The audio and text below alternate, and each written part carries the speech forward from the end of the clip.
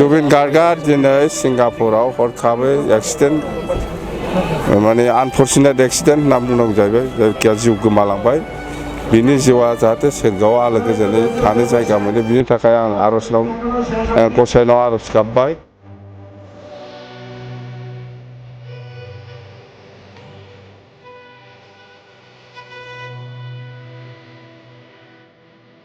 दिनै क'क्राझार टाउननि 10टा वार्डआव जेसेबां इलेक्सन अफिस दङ बेखौ आं बेरायजोबनो सेस्था खालामदों। दिनै हाजोबाबाबो गाबोन आं बेरायगोन आरो बेरायनानै जिखिनि आं मोनबाय क'क्राझार टाउनाव बर' जा असमिया जा बेंगलि जा हिन्दी भाषी जा बा राजबंशी बा हिन्दी भाषी बा नेपाली गरखा जथ' जेसेबां दङ गासिबो सुबुङानो जोंनि बिपिएफ हान्जाखौ मदद होसिगोन बियो कनफार्म जाबाय।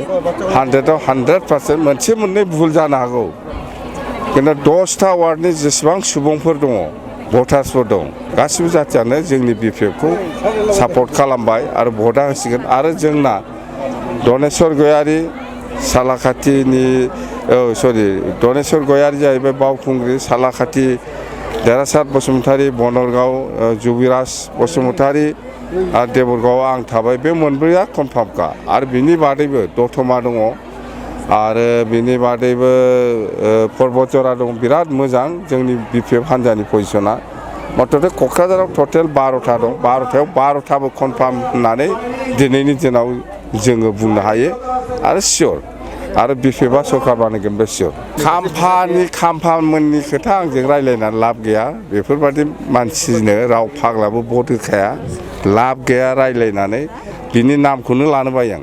जुबिन गार्गआ दिनै सिंगापुराव हरखाबै एक्सिडेन्ट माने आनफर्चुनेट एक्सिडेन्ट होनना बुंनांगौ जाहैबाय जायखिया जिउ गोमालांबाय बिनि जिउआ जाहाथे सोरगोआव आलो गोजोनै थानो जायगा मोनो बिनि थाखाय आं आर'जनाव गसाइनाव आर'ज गाबबाय। आरो जुबिन गार्गआ आंजों खोब क्ल'ज मोनसे रिलेसनशिप दंमोन गोबां लोगो मोनलायदों गोबां रायज्लायदों मथथे जोंनि आसामनि थाखाय खोब दुखुनांथाव खबर जानानै थाबाय।